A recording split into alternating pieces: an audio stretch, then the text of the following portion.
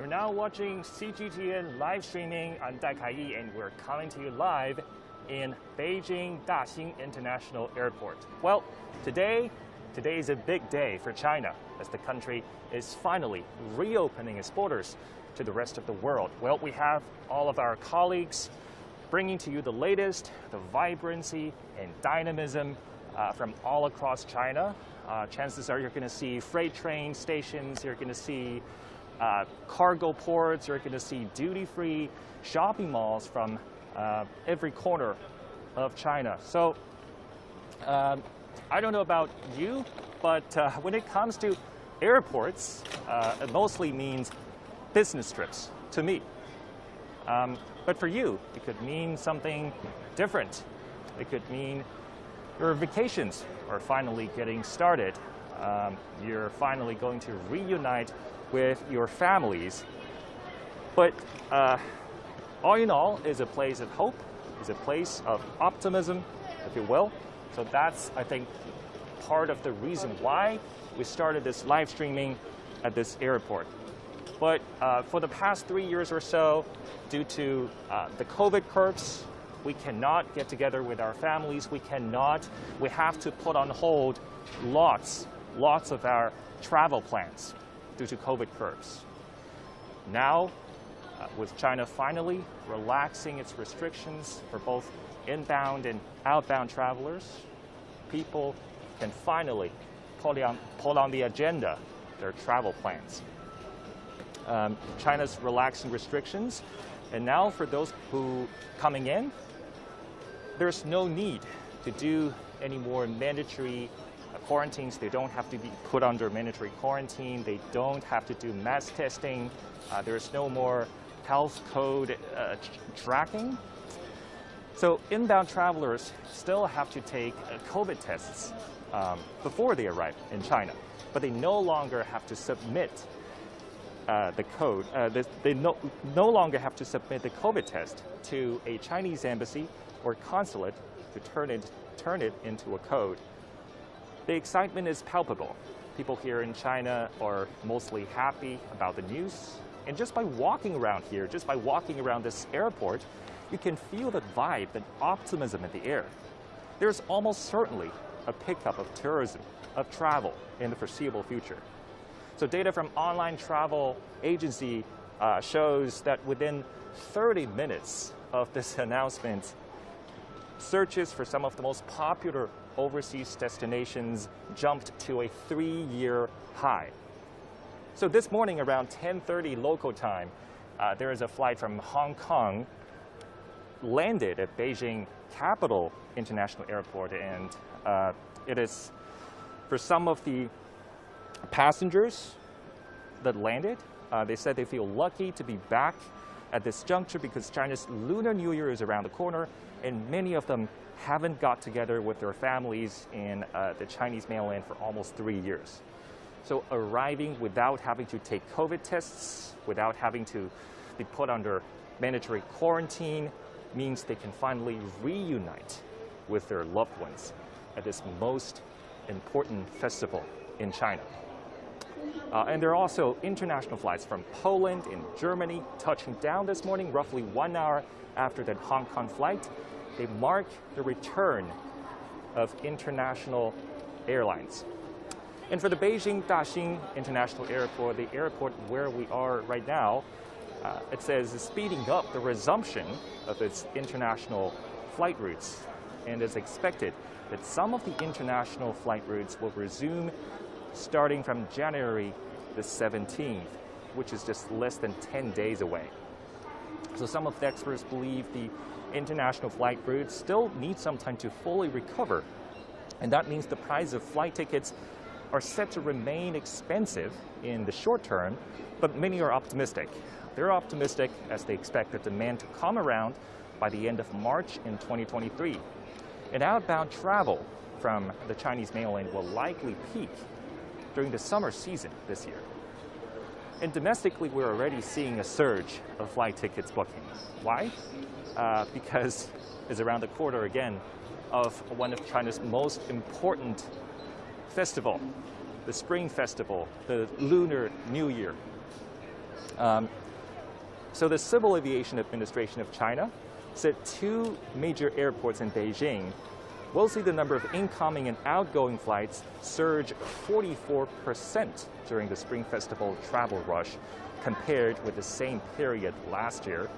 So to put it more precisely, about 62,000 flights will arrive and depart from the Beijing Capital International Airport and the Beijing Daxing International Airport during the travel rush. And just one day ago, on Saturday, there were a total of approximately 1,241 inbound and outbound flights, if we combine the number of 2 airports. And just so you know, yesterday is the first day of this year's Spring Festival travel rush. The 2 airports are expecting the peak travel period to start on January 14th, with the daily inbound and outbound flights handled by these airports reaching as much as 1,700. So speaking of Spring Festival, its travel rush, it's said to be the world's largest human migration. And this year, the official forecast suggests there is an estimated 2.1 billion passenger, almost 2.1 billion passenger trips, and is up 99.5% from 2022 level, which is compared with the same period last year. You can say it's almost doubled. So just the number, just to give you a sense of the volume of how big of a rebound this is. So the China's Ministry of Transport said passenger volume rapidly scales up following the optimized COVID policy. And the travel rush in 2023 will last about 40 days, from January the 7th all the way to February the 15th. So passenger volume from air, rail, and road, it's set to reach 70.3% of the pre-epidemic level in 2019. So you can tell from the rebound that there is a longing, there is a desire for people going back home to their families, their parents, their grandparents, brothers and sisters, nieces and nephews. After all, no other festivals in China are quite like the Lunar New Year, a large part of which is for people to get together with their loved ones. So you can see people here, they're checking in. Today is the second day of the travel rush. It's late in the afternoon, it's about 4 p.m. local time in Beijing. And people are checking in. You can see there's lots of people lining up here.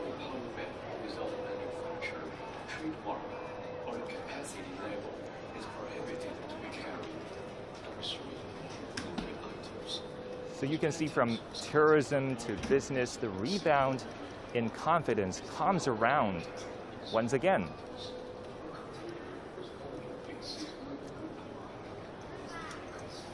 So you can see people are happy as they can finally travel. They don't have to postpone their travel plans. They don't have to put on hold, because finally China is opening up, it's reopening its borders, and China is loosening, is relaxing its restrictions in terms of COVID. And it's been 3 years. It's been 3 years in the making, and finally, people can travel.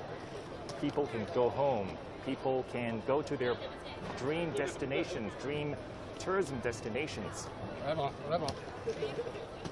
And as I said, it's a travel rush, the Spring Festival travel rush, the biggest human migration on this planet.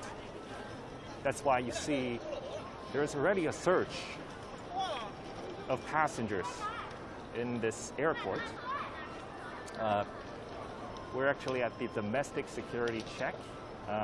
The Daxing Airport, they will resume the operation of international passenger flight routes starting from January the 17th, which is just less than 10 days away. And just this morning at Beijing's Capital International Airport, which is another airport in the Chinese capital, we already saw flights from international flights, I should say, from Poland and from Germany touching down. They are among the first two international flights inbound. So they landed roughly 1 hour after the Hong Kong flight. So they marked the return of international airlines.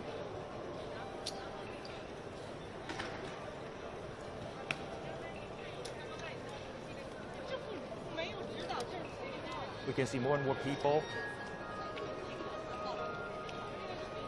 They're coming in. They're waiting in lines to check in their luggages. And you can see from the screen, these are all the check-in information.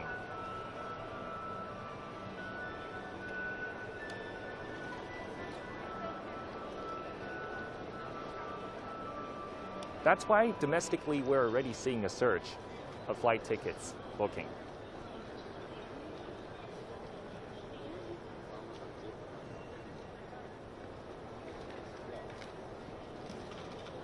People, they have this longing, this desire to go back to their homes, especially around this time every year. And you can tell this actually speaks about how China's economy is returning to normal, how it's starting to boom as China relaxes the COVID restrictions, the COVID curbs.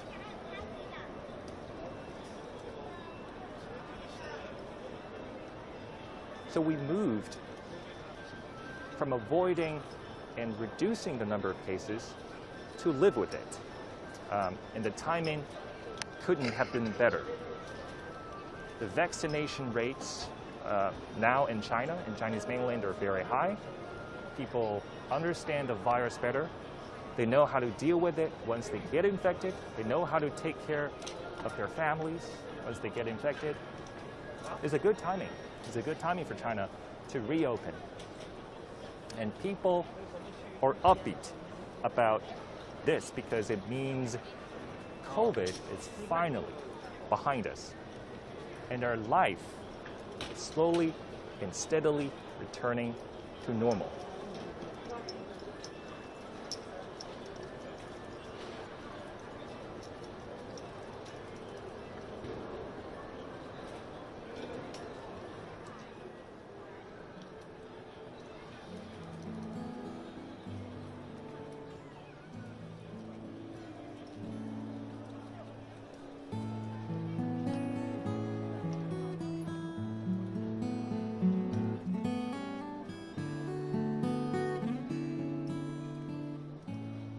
As I said, people are upbeat about this because this means COVID is finally behind us and our life is finally getting back to normal.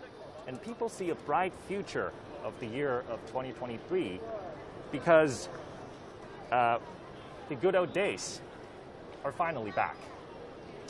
As I said, more towards the beginning of my live streaming, we have our colleagues all across China bringing to you the latest, the vibrancy, the dynamism of China's economy.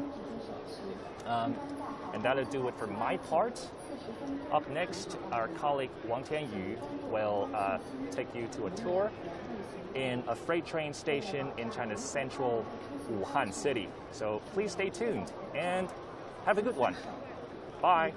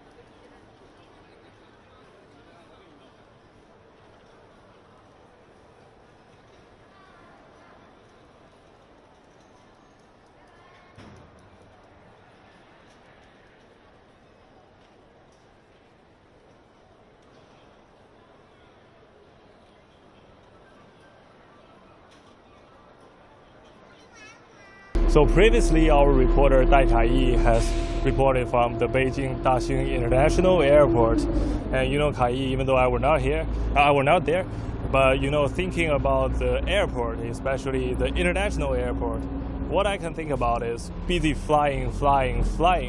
But right now, I'm gonna take you guys back on the ground. Where I am specifically at right now is a train station called Wujiashan Station in the suburb of Wuhan. And the train station is belong to the state-owned China Railway. And this train station, as you can see, is not for passenger, but for goods. And what's so special about this train station is, as you can see behind me, it has a logistic hub for the China-Europe freight train. So what is that? Before we move forward, let me give you some of the background information about the train service. So the China-Europe freight train, as you can tell from the name, that it is for the trade between China and the European countries. And the first train set out from southwest China's Chongqing municipality to western Germany's Duisburg in March 2011. And it has witnessed booming development since 2013, the year that China implemented the Belt and Road Initiative.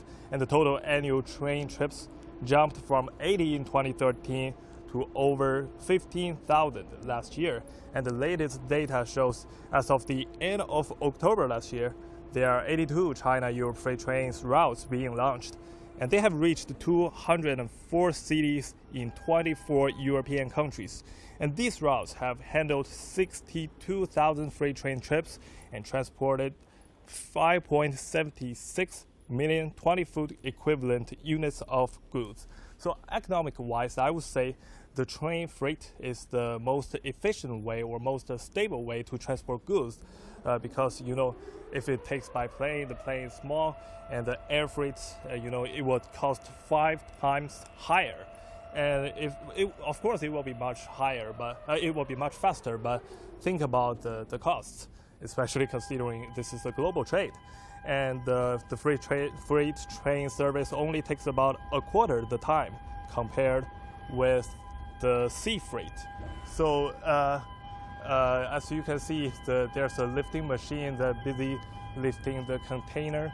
So for more details, I'm gonna go find the secretary of the Communist Party of China branch in this train station, who is Su Qingfeng, whose name is Su Qingfeng. I'm a couple of steps away from him, so he's running to us. So, Mr. Su, thank you for coming. And I'm very happy to be here and very happy to have you join with us. So this is Mr. Su, the Secretary of the Communist Party of China branch in this station. So first of all, I want to ask you, Mr. Su, so what are we right now is the train station, but what are all these containers, lifting machines, truck, what are they doing? 所以我们首先想问一下，就是我们现在看到这些起重机啊什么的在这工作，他们主要是在做什么？这是我们发出的那个货物和到达的货物那个装卸作业的场地。So this is the logistic hub for either the imported and the exported goods. 所以那个是主要现在是在做什么？这个是这个是那个准备发出的一个货物，先把堆码在这儿，一会儿然后有那个空平板的话，把它装上去，准备发出。Oh, so this container is actually for going outbound. So as you can see, the truck has taken the goods from somewhere in China and put it down here, and the lifting machine takes it up and I think it goes to the custom clearance. 所以我想问一下，这条轨道是做什么？ So what is this railway next to us? What is this railway about? 这些轨道都是编组我们列车的，对，都是编组我们列车的那个到达线，对。所以这个列车是到达了是吧？这个是到达的，对。So as you can see, this railway next to us, you can see the train down here it's goods that just arrived here. 苏先生，我们想问一下，就是因为我们知道您刚才说有一些列车是开出去的，这些开出去的列车都是去哪儿的 ？So what are all these trains if it's going abroad? Abroad, what are these trains going? 我们那个中欧班列武汉的话呢，开出的话呢，主要到达的是俄罗斯、德国、波兰和塞尔维亚等国。So the China-Europe freight train departs from here in Wuhan.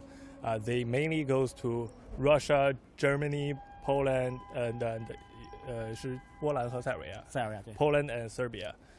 So you know we all know that this city, the city of Wuhan, is actually the first Chinese city to get hit by the COVID-19 pandemic in early 2020. So how did the pandemic at that time? How did the pandemic affect our business here? 所以我们知道这个武汉，它2020年是第一个经历这个疫情的城市，但那个时候疫情对这个中欧班列在武汉这块的有什么影响？影响还是比较大的。当时呢，2020年那个1月25号，那个中欧班列就停开了。然后呢，直到那个2020年3月28号才重启。当时是那个武汉保卫战和湖北保卫战取得阶段性胜利，才开的那个运输的那个防疫物资到那个德国杜伊斯堡。So indeed, it has some negative effects in 1月25号。哎，对。So on January the 25th, all the business that has been stopped here because of the pandemic.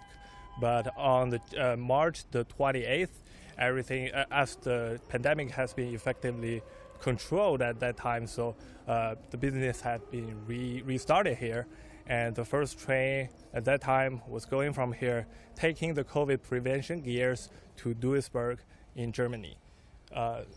我们知道去年其实也是一个比较艰难的一年，对对对。所以我想问一下，就是这块的咱们这块的情况，去年怎么样？So hold on.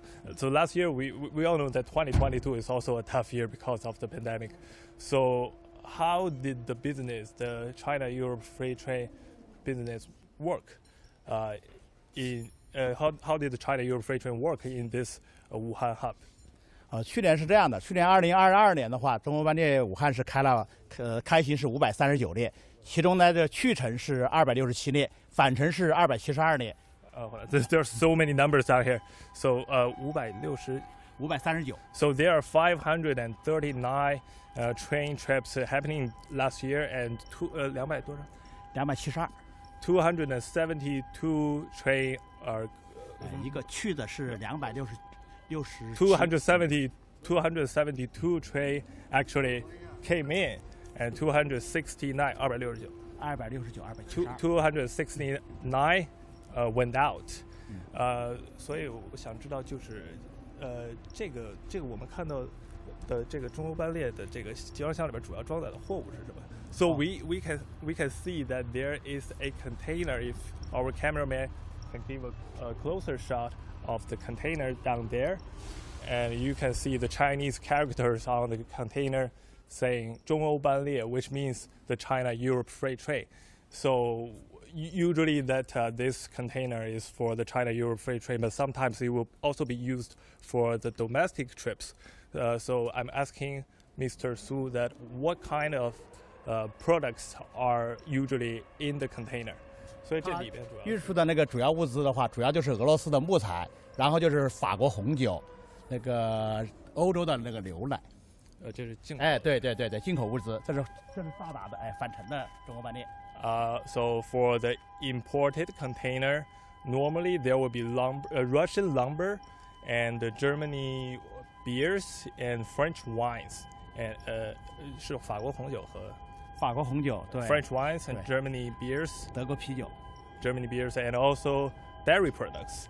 And for the exported 出口的话是出口的货物的话，主要是我们的汽车整车，然后呢就是机电产品，然后电子产品，然后呢还有那个我们的那个茶叶，然后水果，再就是防疫物资，口罩啊、隔离衣啊、防护衣啊等那个防疫物资。There are so many things for exporting. You know, China is a big country for export, and so Mr. Su just said, so the export goods for the China-Europe freight train include the IT products, automobiles, I mean cars, and electronic parts, and also the groceries, food, and fruit. So Mr. Su, as we all know, that China has loosened many of its COVID-19 prevention restrictions since the early December last year. And actually, starting from today, China will gradually reopen its international borders. So for our business, for the China-Europe freight train business here in Wuhan, what will these policy changes bring to our business? 所以我想问您一下，就是这个疫情放开的政策，从去年12月份开始到今天开始，其实这个开关政策也是相对来讲放开了，这些对中欧班列在武汉的影响有什么样的影响？我觉得是一个利好和一个增强信心的信号吧。因为我们中欧班列武汉的话，近几年来的话是返程的那个班列数呢大于那个我们的开出的那个班列数。那么的话呢，就是现在海关开关以后啊，然后呢，相当于是减少了我们的中间环节。然后呢，增加了，实际上就是什么呢？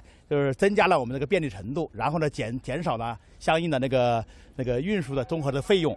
这个方面的话呢，一个是对我们进口商品来说，可以让国外的欧洲产品大量的进口到我们这来。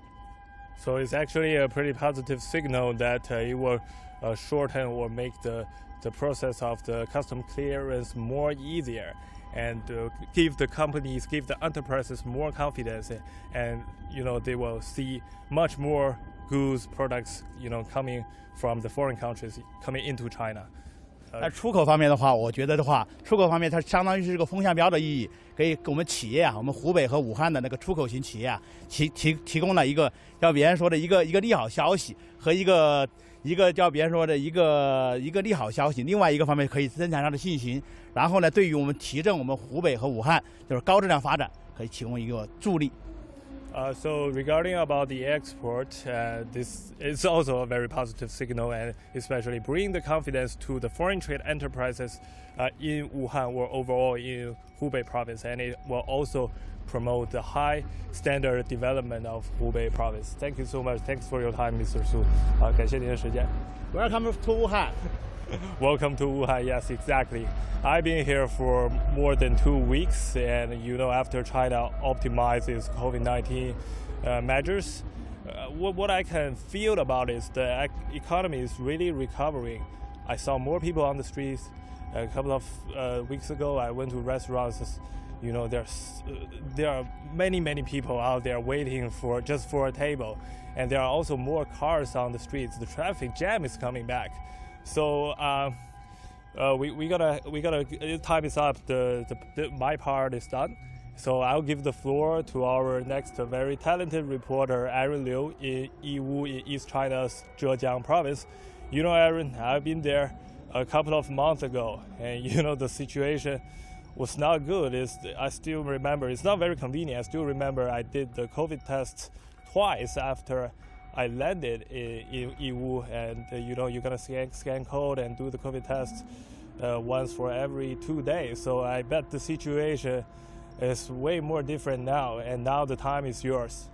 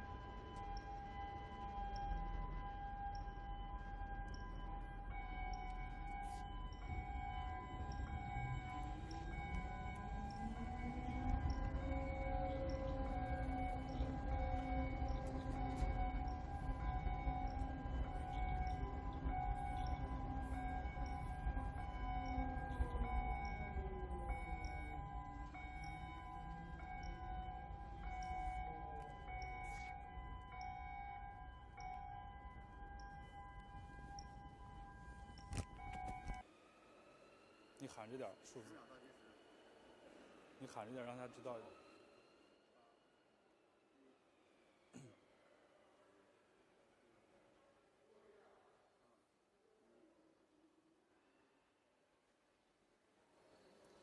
Thanks, Tianyu. I'm right now in Yiwu, Zhejiang province. You can see these areas.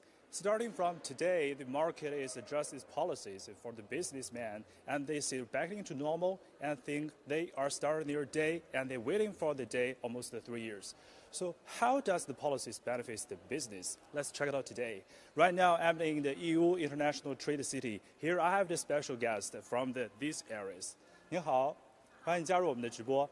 所以您能给我们简单介绍一下这个区域的优势和特点吗？1月8号对于我们市场来说，确实是一个非常重要的日子。那下面我们来认识一下我们义乌中国小商品城。那义乌小商品城呢，它是由国际商贸城、荒原市场和国际生产资料市场3大市场群组成的。那经营面积是达到了640多万平方米，拥有商位是7.5万一个。So we know the area is huge and it's the symbol of the whole China's world's capital of small commodities, and also we can see the different district. Can you introduce about this? 当然了，我们现在所在的位置呢，就是红点标识的1区的西大门，这边依次是2区、3区、4区、5区。那5区的东侧呢，是我们正在建设中的全球数贸中心。So this area is divided for 5 commodity districts, and right now on the right side, the right points, which is where we are right now, and it is the District 1, and the first floor is for the toys, right? 对的，那我们这边就进入到市场看一看吧。这边请。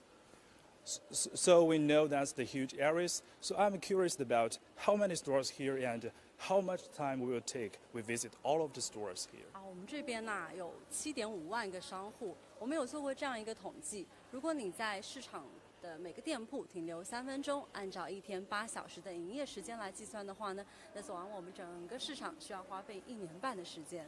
Wow! If you want to see that each store is almost 3 minutes and almost 8 hours each day, and you need to spend almost 1.5 a year, that's huge areas. And I think that's the classify different products. If you want to buy anything, you can come here, right? Yes. 那在我们前面呢，还可以看到3块红色的牌匾，它是由原国家质检总局和原国家工商行政总局颁发的。那在整个全国大型批发市场中呢，是首个也是唯一的一个。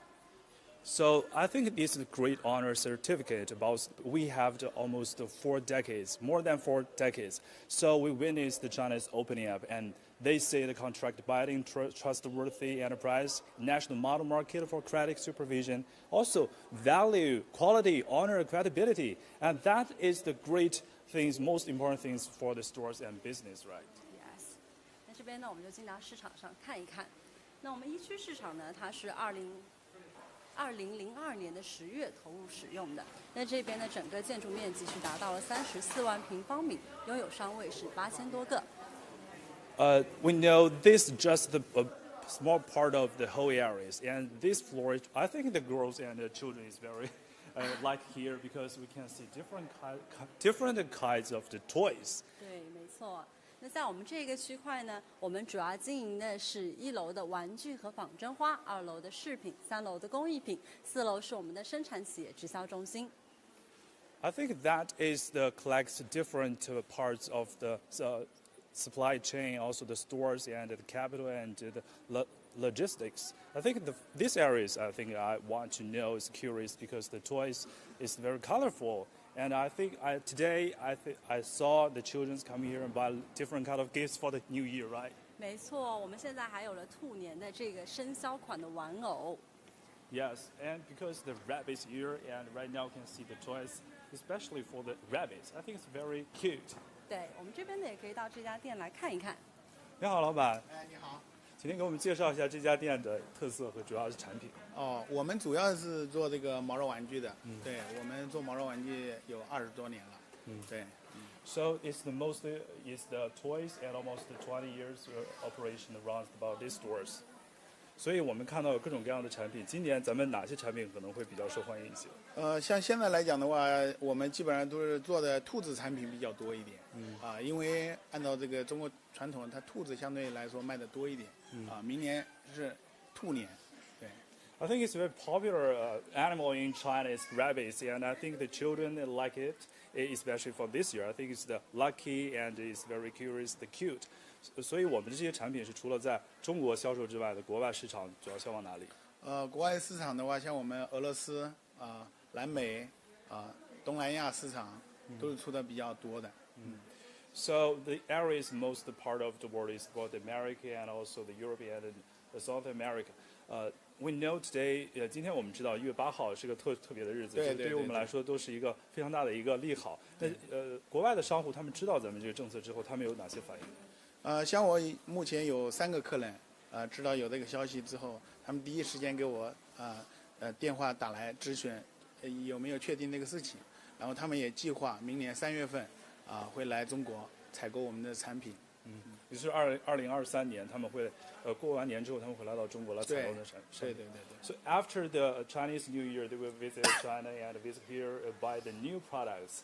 所以他们是相当于是等了3年之后来到中国来选购他们新的产品。对，他们也很期待。这个对于我们来说，对于他们来说，就是和线上就是咱们之前的采用图片和视频的方式，其实还是不一样的。那肯定不一样。见面之后还是有很大的作用。毕竟他是能看到实物，对，能看到实物，他心里面相对来说就是能下单的数量啊等等啊，他都会提高很多。对。So we know they come here to ensure the quality, the color, and the different type of the toys. So I think they come here, they find the new products. I think we will buy more products come here. 所以我们咱们是来了这边商户是多长时间了？经营这个？我父辈就做这个毛绒玩具，我们总共做这个毛绒玩具有20多年了。对。所以咱们是一个非常有历史的这样一家门店。所以在义乌的话，这样门店其实还是很多的，因为它是一个很大的一个品牌。对。所以是不是国外的商户对义乌这个品牌还是很认可的？在您和国外的商户交流的时候，他们听到义乌是不是都是非常认可的？对，因为义乌相对来说品种也全，然后价廉物美。所以2023年咱们有什么新的计划？因为也是憋了3年了嘛，我们23年就是对工厂这一块就是开发，我们会加大投入然后来讲的话，对这个产能也会计划提高上去。So this New Year is special for our stores and businessmen. They will expand the capacity and also create the opportunities for our foreign companies and foreign traders coming here. Thanks for joining us the special program. Thank you. 好，谢谢。我们看到这里还有其他的门店，我们来，这位，您好。你好。我看到这里咱们有一个柜架，上面主要是什么样的一些产品？主要是海上用的产品。我注意到咱们这个区域是特别多的小朋友过来，来购买他们的一些用具。是的。这些也是为小朋友准备的吗？是的。然后我们主要生产就是海上用的产品，游泳圈、游泳池之类的。所以您我看到这各种各样的颜色都是咱们自己设计然后各种创意的一些设计团队来制造的。是的，我们有自己的生产团队，有自己的专业设计团队，然后每年会更新很多新的产品。所以咱们这个也是为了满足国外的一些市场的一些需求。是的。咱们主要是往哪些地方来出口？欧美，然后东南亚，然后等等很多国家。We can see the colorful products and the sales for the whole world, and I think it's special for the children. And here is the small commodities you can buy if you want, and because the colorful. 所以我们这些产品相比较其他产品来说，哪些优势呢？从义乌出来的。从义乌出来的，包括我们的材质生产专业的团队、专业生产，然后我们已经做了20年了，所以相对来说在价格方面都是有一定的优势。So the products price and also the qualities materials， 所以对小孩的产品呢，我们其实是有一个更多的投入在里面。是的，我们都是为孩子喜欢的一些图案颜色都是定制的。所以我们1月8号开放之后呢，对咱们来说有哪些利好？1月8号就是说国门打开我们会迎接更多的客人返航，然后返航订货订单，然后现在1月8号开放以后我们陆续的我们的老客已经给我们回馈，就是开年以后会3月份陆续都会回来订货。So we have the different customers. They know the areas, know the news, and they will come back and have more orders this year. 所以今年我们有哪些新的期待或者是新的计划吗？开年新的计划，我们2023打算给客人提供更多的新品。然后呢，因为3年没有回来了，他们回来很期待。然后我们呢，就是说新品有上百款给他们选，迎接客人的到来。So we have the different kind of the products, the new products for our customers, the buyers. So 您预期今年的这个订单量是能达到多少，增长多少？有一个期待吗？今年相对来说比前2年就好很多，但是明年比今年会翻几番的倍，我们很有自信。Well, we have so confident about that this year's orders. So thank you so much, join us. And right now we moved here because it's a so colorful street and we have different kind of products to explore. And right now is the blue. 你好。我们看到这里有很多各种各样的气球，咱们也是出口到各个国家的一些产品嘛。是的，我们的产品主要是去往欧美、中东，还有量大一点的就是南美，最多。这些都是为节日、生日准备的一些各种各样的一些产品。哪一些产品是比较受欢迎的一些？您能推荐一下，或者是咱们有一些特色的产品？现在比较受欢迎的就是这种 party 之类的，party 上用的生日套装，就是说他们老外很注重那些节日嘛，就是节日上他们会布置起来比较热闹嘛。I can feel the happiness because our stores is for this celebrates about the birthday and each the day which is the we should remember. And also I think the today is very special. 那您知道1月8号呢？今天其实也是一个特别的日子了。您这个政策其实放开之后，对于咱们商户，您个人的感受是什么？我个人的感受就是开心。放开之后，一般有20-30%的客户就已经跟我们联系了，陆陆续续有下单的意向了。就是。单子量会比较多起来。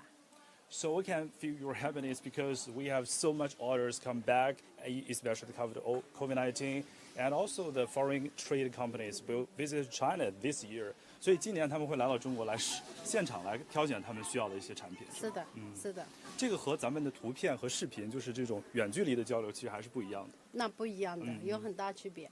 因为他们人过来的话，他们有些可以定做。然后款式上面嘛，看上去会更加好看，量啊也会比线上会多很多。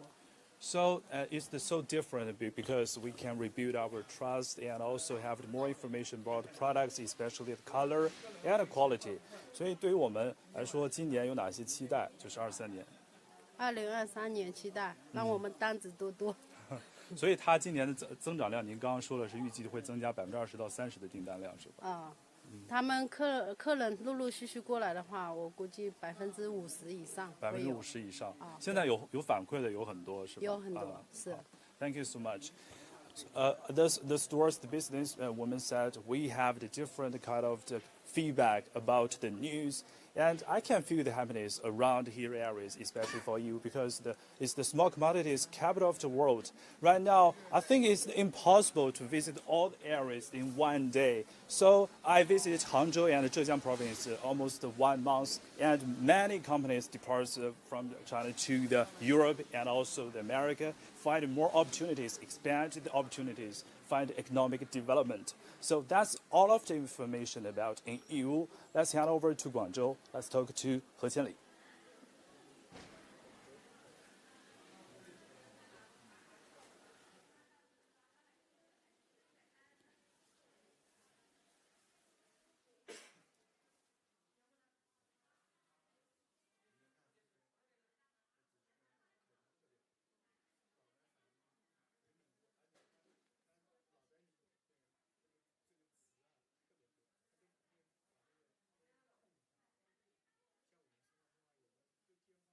Hello CGTN viewers from wherever you're joining us. Welcome to Guangzhou. I'm Olivia He and here with me is Will Song. Welcome, Will. So Will, can you tell me a bit more about what you do? Yeah, sure. Thank you for having me, first of all. My name is William Song and I've lived in Guangzhou now for nearly 10 years. I moved from Hong Kong to Guangzhou in 2013. I'm a leadership and business coach and I work with SMEs and multinationals, helping their organizations grow and their businesses grow. I also work with top-tier universities in Hong Kong with their undergrads, their postgrads and their MBA students as well. So thank you for joining us, Will. As you mentioned, you had experience of living in both Hong Kong and Guangzhou, and we know they together form the Greater Bay Area. So in your opinion, what do you think of the integrated development of the Greater Bay Area? I think the Greater Bay Area isn't anything new to me. My mother's originally from Shenzhen, and as we all know, Deng Xiaoping opened up Shenzhen as a window of the world to China in the early 1980s. So I think the Greater Bay Area and its policies is just a continuation of that. And when the blueprint came out in February 2019, we at the Chamber of Commerce here in Guangdong, we decided to have an event to understand what that really meant for things like real estate, for education, understand the laws and finances around that. And obviously COVID has put the policies on hold for a little bit. So today with the borders opening up, I think that kind of reignites what we talked about 3 or 4 years ago, and being able to have talent, goods, products and services move across freely between the 11 cities, it can only be a good thing, not just for the Greater Bay Area, but for the global economy. And I suppose you also know that Hong Kong now allows quarantine-free travel to the Chinese mainland, and that actually means up to 60,000 Hong Kong residents will be allowed to cross the border and to come to the mainland. And in your opinion, how significant is this for Hong Kong's economy and also its residents? I think it's hugely significant because, I mean, on a personal note, I was in Hong Kong for the first time in August last year, for the first time in 3 years, and coming back was troublesome because there's quarantine. I mean, I went to Hong Kong 3 times, and each time coming back was a hassle, and there was only quotas of, I think it's 1,000 or 2,000, and I was competing against all of the international students coming back into China, all of the teachers coming into China. So I think in this opening up and the 60,000 quota, it allows business travelers to come through Hong Kong into the mainland. So as we know, Hong Kong has kind of 2 roles it plays. One is a great hub for tourism and for food and for entertainment, but also it's a financial hub of Asia. And a lot of people tend to use Hong Kong as a stopover before they go to Shanghai or before coming into Shenzhen and Guangzhou. So I see there's going to be a big surge of international travelers using that 60,000 quotas, and obviously the Hong Kong residents as well. So having nearly 2,000 Hong Kong residents in Guangzhou, I think we are going to take advantage of that and travel more and more in the next coming 2-3 weeks and the next coming 6 months. Yeah, I believe so too. I think the reopening of the border will definitely help businesses and industries in Hong Kong to recover. And it's not just about Hong Kong. Actually, you know, the economy and daily life in the Chinese mainland have also returned to normal. So I want to ask you, how do you feel about recovery, and especially of the consumer market? Yeah, I mean, it's a really good point about recovery. We're talking about, we're talking about recovery now, but actually I think we've been recovering since 2021 and 2 years ago. And I think what we're seeing is those spikes of recovery, depending on obviously with the COVID policies. But I think consumer recovery, consumer appetite to be in places like this has always been here, especially in Guangzhou and Shenzhen. I think with social media, with the comings and goings of different brands and establishments, I think that consumerism, consumerism in terms of not just low-end spending, but high-end spending is coming back. And also, as we can see from this location we're at, is Guangzhou Party Pier, right? Yes. Actually, many restaurants and bars are open, and they're attracting crowds of people. Yes. Now at like, what, 5 p.m., even though it's not dinner time yet. And what do you think, Will? Well, I think this area itself was created for the exhibition centres just half a kilometre up the road. And as you saw just now, there's trams going between the exhibition centre and the Canton Tower. So for me, I believe that this area here is, in the last 2 years, during the COVID recovery, has also flourished. You see lots of different types of cultural museums and cafes. And obviously we're here today in this wonderful Mr. Rocky, who's been here since 2008. And I mean, it's just been raining, and I think it's going to be filling up later on. And food here in Guangzhou there's a saying called "Sik Zai Guangzhou," which means to eat you have to come to Guangzhou. So Guangzhou is a fusion of not just local Chinese food, but international cuisine. You know, we mentioned international cuisine. I'm so hungry. And there's Mr. Rock in front of us. Looks so nice. Shall we go around and take a look? Yes, let's go. Actually, Will, we have a special guest to show us around here. Hello, hello. Li. This is the manager of Mr. Rocky, Mr. Huang. Hello. Please lead us to a seat, please. Okay. Thank you.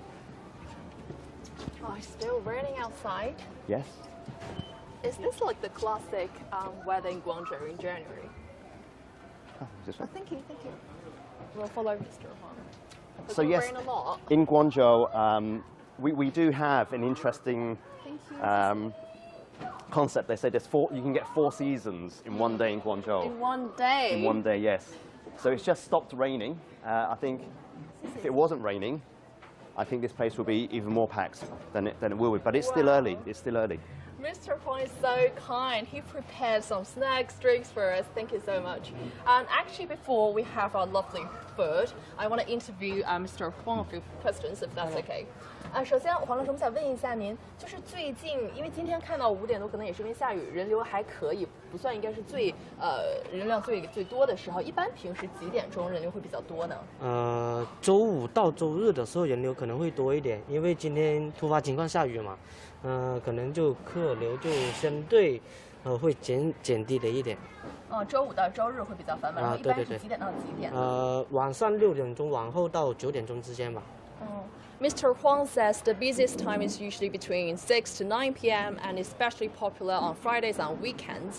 那我们也知道，就是像之前疫情的话，可能很多人比较倾向于宅家呀，然后不太出来堂食。但是最近我们也看到这个慢慢在恢复。你有感觉到这个消费的热潮是什么时间又开始恢复的吗？12月份。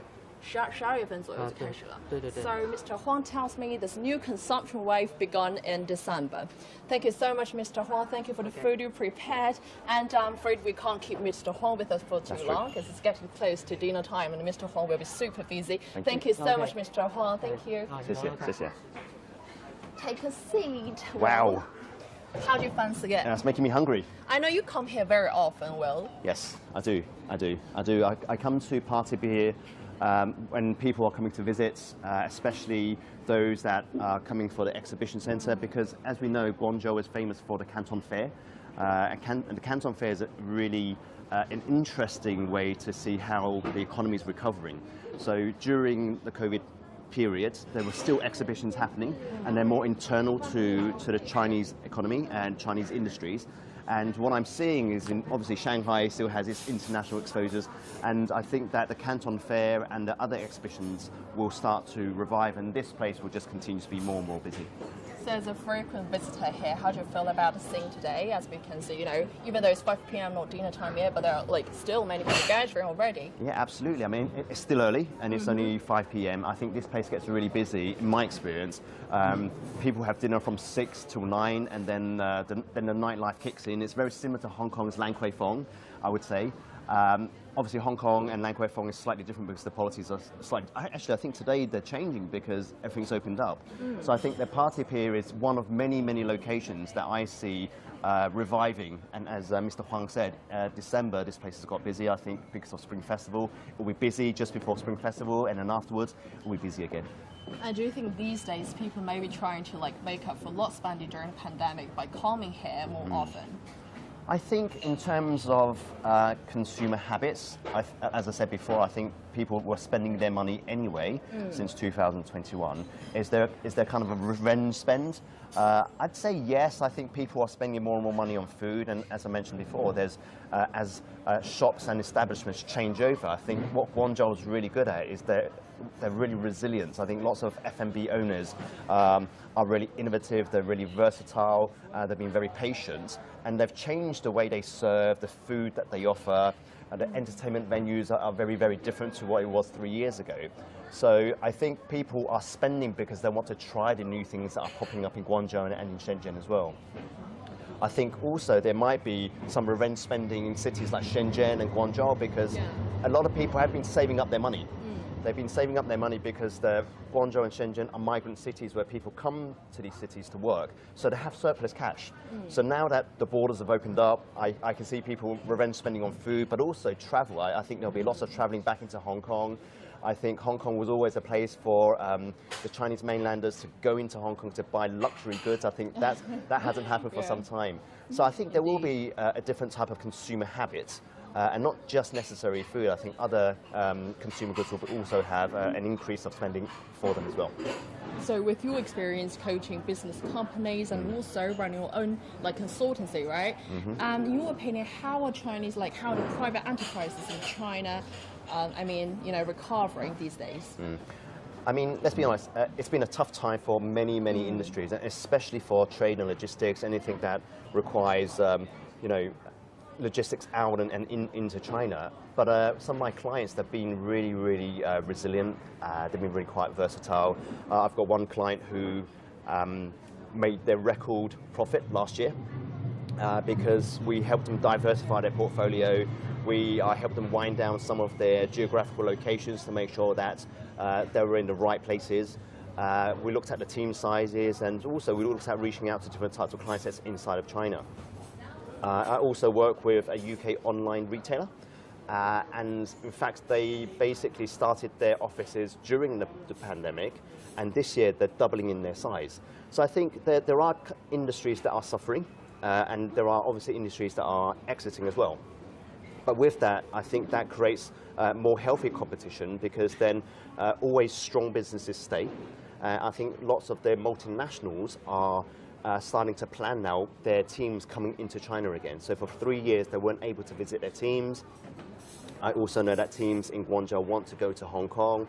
Teams in Shenzhen want to go into Hong Kong and Macau to make sure that they create that connectivity again. So I think there are many industries that will thrive, and there are some that I think will, just manage for the next 6 months to see how it goes, I think.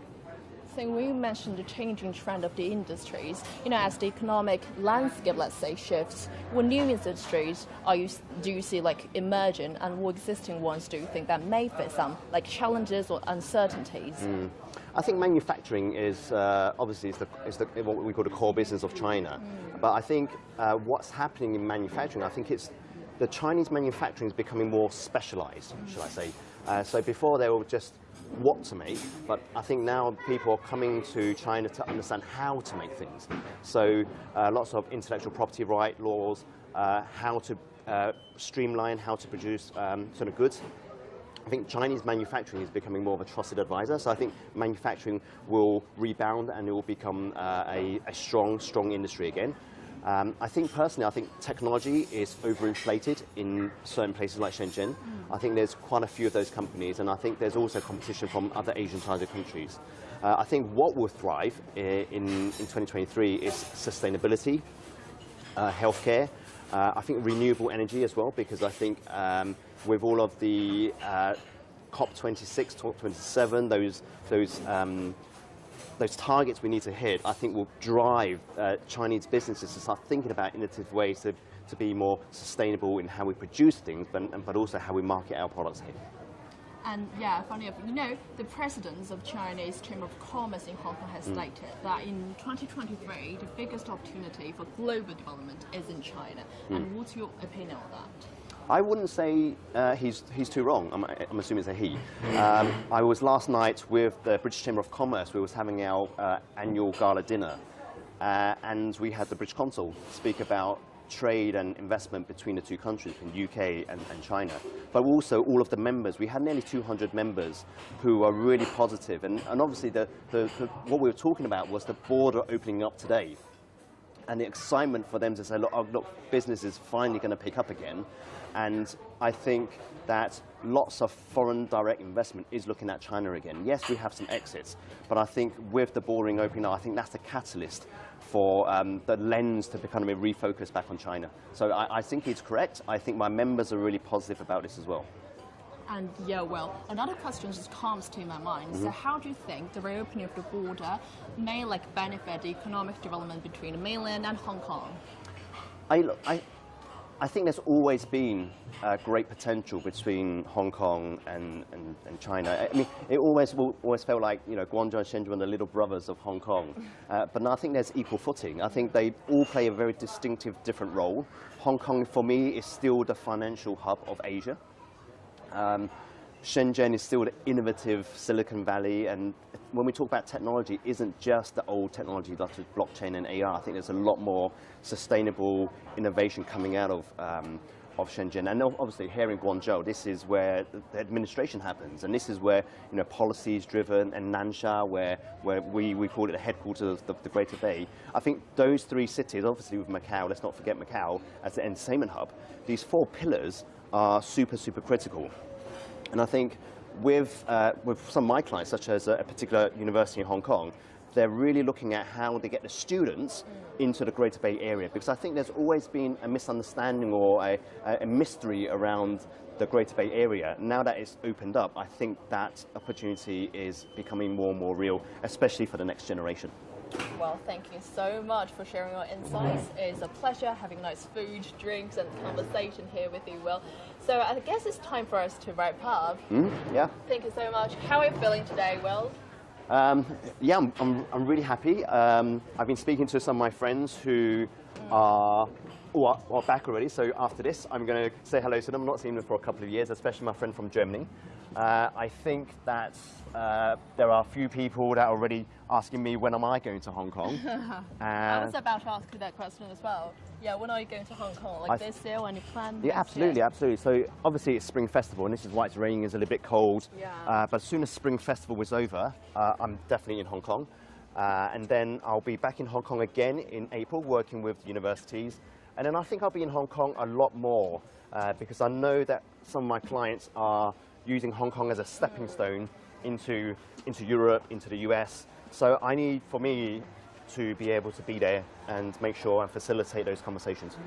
Well, it's been great having this rich conversation with you today. Thank you for joining us in the show. Thank you for sharing your insights with us. I've learned a lot, seriously.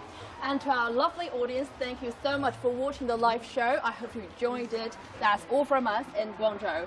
And next, my colleague Ho Jun will be taking over the live show in Guangxi. Goodbye for now. Bye-bye.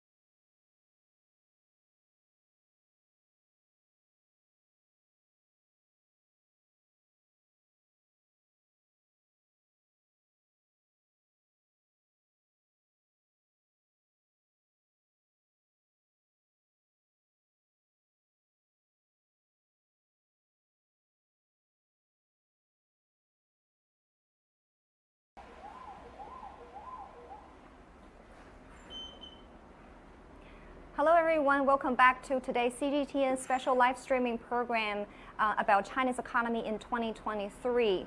Right now, I'm CGTN reporter Hou Jing coming to you live from the city of Beihai in Guangxi Zhuang Autonomous Region. Right now, I'm at the Beihai port of Guangxi. As we know, China is further loosening its COVID-19 restriction policy. So today we're going to see how these transport and logistics in China, especially in the Beihai port, is going to happen after today's policy. And as you just saw on the screen, a ship just arrived in the port of Beihai carrying about 400 containers from another port. And then right now, all these containers are being unloaded to the bank of the port. And these containers will be further distributed to different parts of China. And right now, as you can see, I'm indoor. This is actually the long-range control room of the Beihai port, which is a smart port in China. And here is the long-range control desk. So with this, using this desk, the staff can use long-range control to lift and load and unload these containers so that they don't have to climb all the way to the gantry outside on the bank. So with the use of these long-range control, their working environment can be guaranteed, and also the efficiency of the transport can be highly improved. And right now in front of me, a staff of these long-range control room is working. He's monitoring all these containers on the bank. And as you can see, he can just use the handle to use to control and lift and unlift these containers on the bank. And also on this system, we can see that one desk of the control can control different gantries on the bank. So right now, let me see. This desk can actually control 2 of the gantries on the bank. So that one staff of the port can monitor right now 2 gantries, and he can monitor different containers at the same time.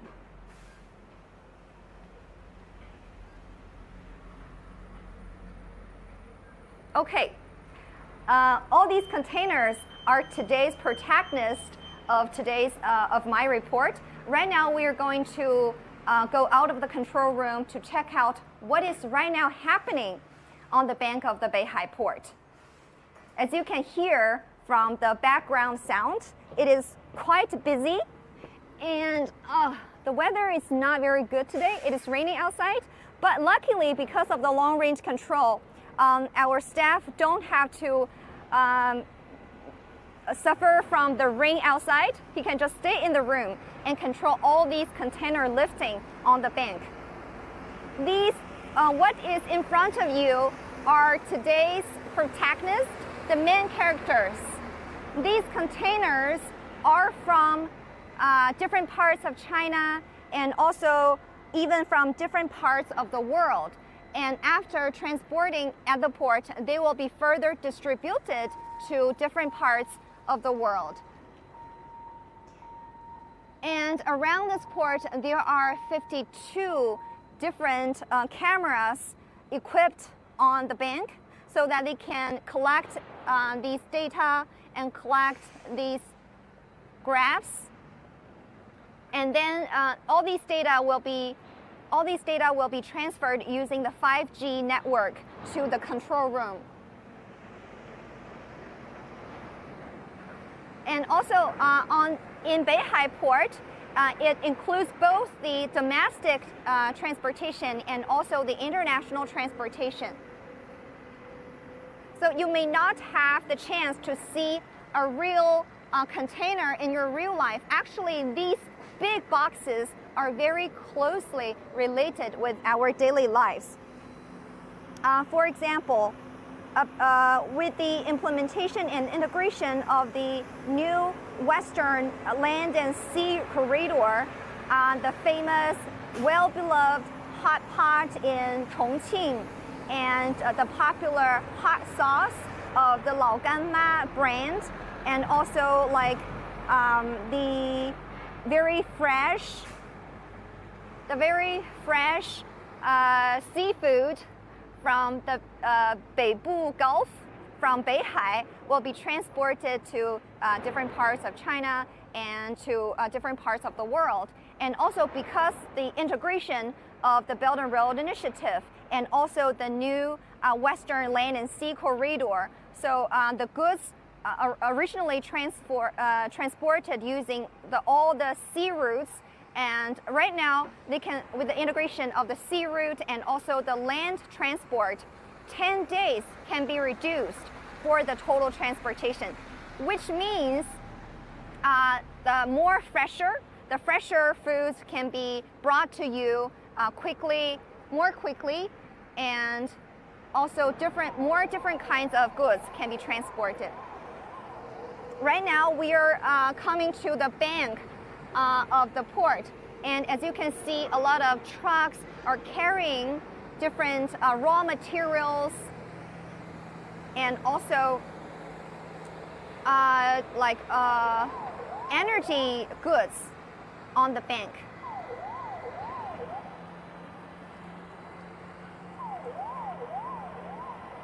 So in Beihai port, their mainly cargo includes, like I just mentioned, the raw materials like the coals or nickel minerals or wood chips, grains, steel, as well as chemical fertilizers between China and RCEP member countries, and also like countries in South Africa and South America.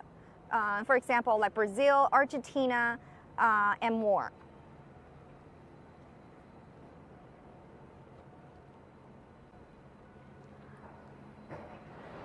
So because Beihai is at a very important geographical location in Guangxi, like I just mentioned earlier, Guangxi is at the southwest part of China, and also it is the only region of China to have both the land and sea port to ASEAN countries. So this gives Guangxi the benefit and the advantage to connect the inner part of China in the western region, and also the important ASEAN countries, which is the largest trading partner of China. And especially with the RCEP taken into effect from January the 1st last year. So during the first year of the efficiency and the effectiveness of the RCEP, more of the goods from ASEAN countries and other RCEP countries will be transported between China and the other ones. As you can see in front of you is the ship we just saw on the screen. Most of the containers have been unloaded to the bank, so I think it will be empty very soon.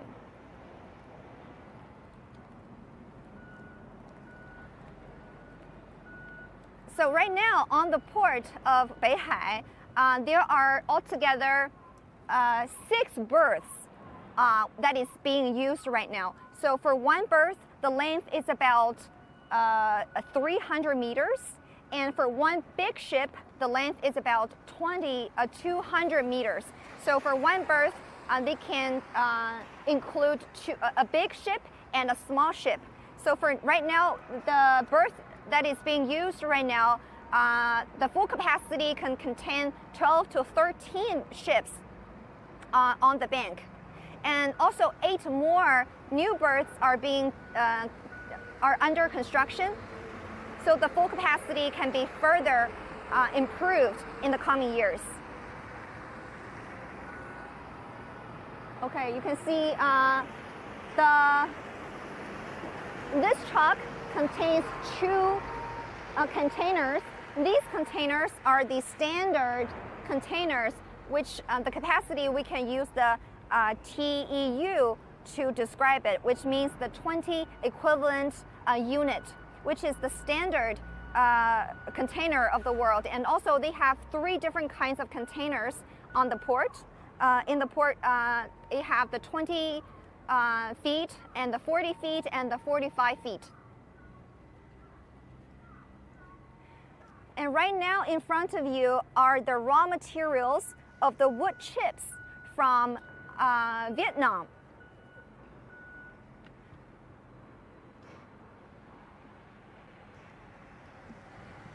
With the RCEP taking into effect, so within the whole year, more of the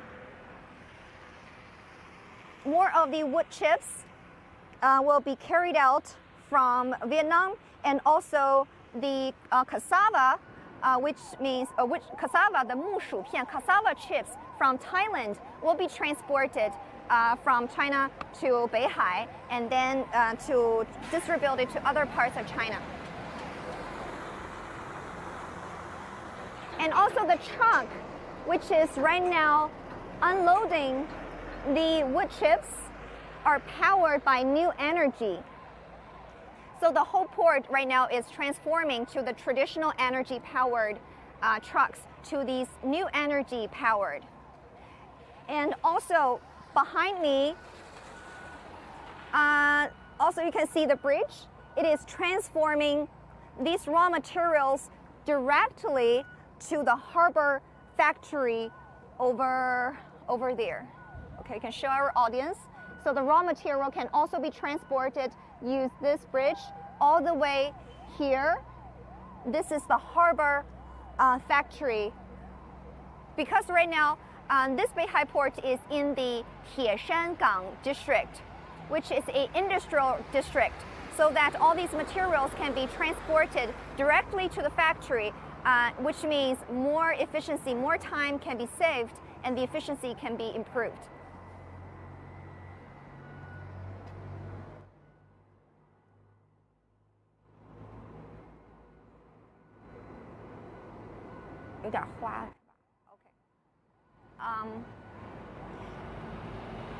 So over the past year in 2022, in Tieshangang district of Beihai port,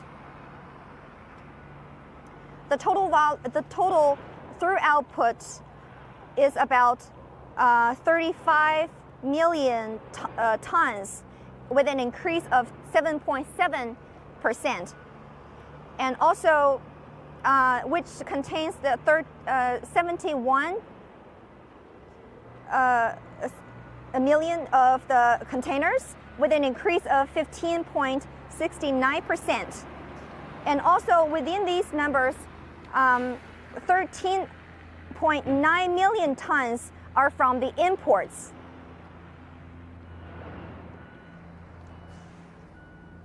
As we know, the Spring Festival is coming, so I just heard from the manager of this port. All these transportation will be continued during the Spring Festival, so that all these work will be continued. All the transportation will not be infected, and also because they have a very good protection of their staff. The staff on the ship and also staff on the port, and also their workers from the factory, they are working within their closed loops, so there's no cross-infection happened right now.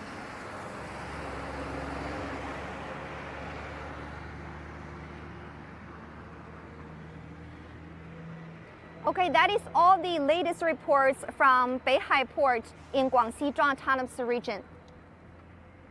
And now we are going to cross over to my colleague Zhu in Hainan province, who is going to give you the updates about these free trade products in Hainan. Zhu.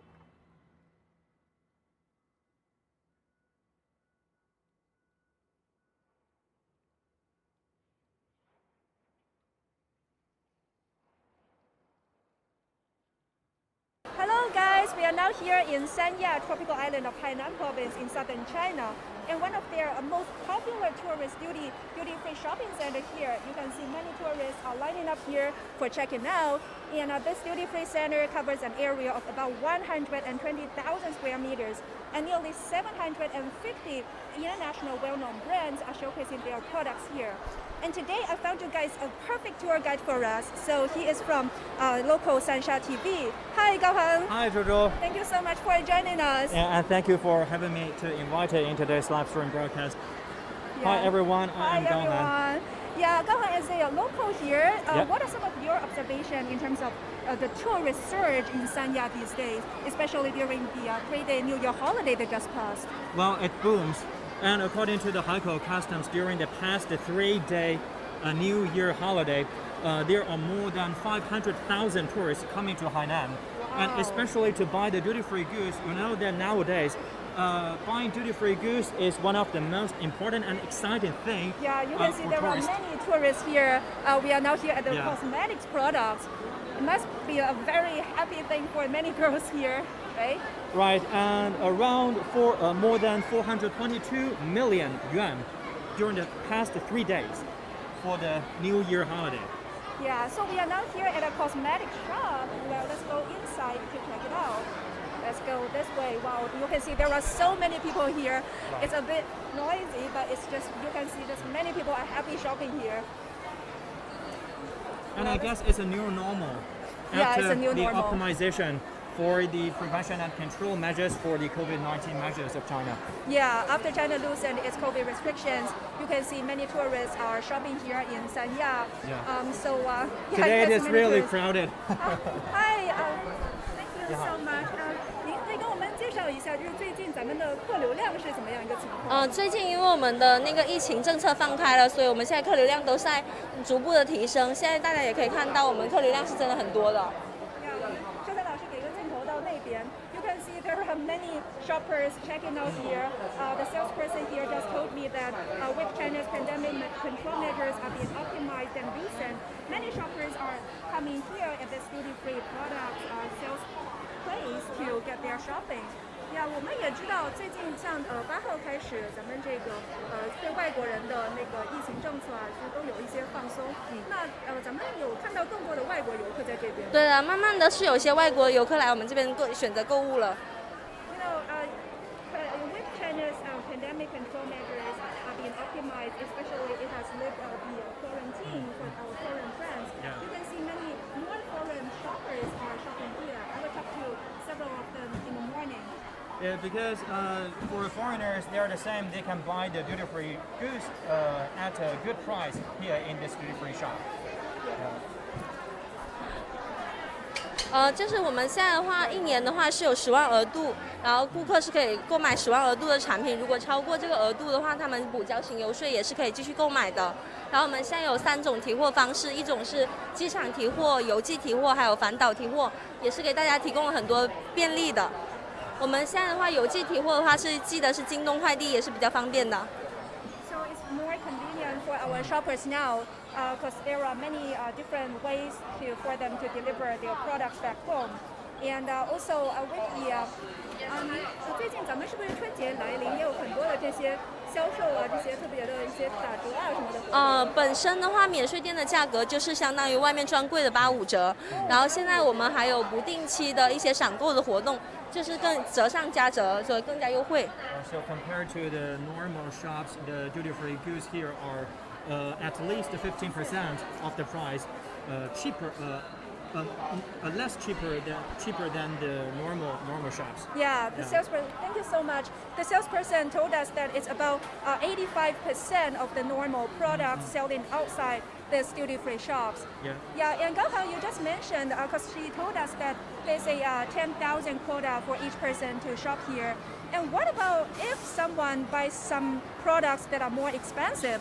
For example, like if you buy a watch that's 120,000 yuan, how can they calculate that? Have you got this types of experience? Yeah, actually, this is a really good question. And as we mentioned, that the per person per capita for the quota is 100,000 per person per year. But if you buy the products much more than that, than the over part of this amount, you need to pay tax. Okay. Yeah. So that means that you can pay the 10,000 yuan or 100,000 yuan Without tax. Yes. And then the other 2,000. Other part we need to pay taxes. Okay. Yeah, you can see many customers are lining up here. I guess they are lining up here to buy their bills, Yeah, to pay their let's bills. grab someone. 大哥您好，请问您是在从哪边过来的呀？我们就是本地的。哦，您是本地的。对。然后也是会离开海南，然后对，回家过年。然后又再回来，所以是可以离岛。对对对。So this is also one of their very convenient method. He just told us that he is actually like Gao Hang. He is from Hainan province, but because he needs to go back to his hometown to celebrate the Spring Festival holiday, so he can also enjoy those duty-free offshore products here. This is one of the methods that we can pick up the duty-free goods. Yeah. It is called, when you return back to the Hainan Island, you can pick up your goods at some designated areas. Yeah, so that's quite convenient. Let's ask this beautiful lady. 小姐姐你好，请问您是从哪边过来海南这边旅游的呀？从西安过来的。She's from Xi'an province. So how's your shopping experience here? 您在这边购物觉得怎么样？挺好的，挺好的。今天都买了一些什么产品？买点水乳，然后面膜、精华，然后还有眼霜。So she's got lots of cosmetics products here. 价格有比外面要便宜很多吗？便宜很多，确实便宜很多。能给我们打个比方？有对比过吗？没有太大对比。就比方说，您买的那个眼霜，在外面是多少钱？然后在这儿是多少钱？买那个香水，我看在外面1000多，然后我在这儿买的700多。谢谢您。More than 30%. Discounts. Yeah. Yes. So this beautiful lady just told us that she has got a perfume that's about 1,000 yuan if you buy it outside the duty-free center, and now here it is only around 700 yuan. So you can also see as the Chinese traditional Lunar New Year is coming, there are many sales activities here. Discounts. Yeah, discounts. It says like if you buy 3 products here, you can get an 80% discount. Yeah, and as you know, that nowadays, from early January this year, around more than 10,000 persons per day coming here to buy the duty-free goods. To shop here. Yes. I also look at the data. It says that since the middle of December, the average consumer spending of those duty-free products here reached over 100 million yuan. Right. And during the 3-day New Year holiday that just passed, it even reached 140 million yuan. So it basically just recovered to the same period before the pandemic and also like last year. And for the upcoming Chinese Spring Festival, I guess there will be more consumers coming here for a visit, for a travel, and also to buy the duty-free goods. Yeah. So as China's traditional Lunar New Year, it says like "Happy to you" too in China. The Chinese, the rabbit. So with the rabbit year is coming. What are some of your best wishes to our audience? I wish all my best wealth, health, and fortune to all of our best audiences. I also wish you guys a prosperous year of rabbit. Stay healthy and stay safe and also be happy. Bye. Welcome to Hainan.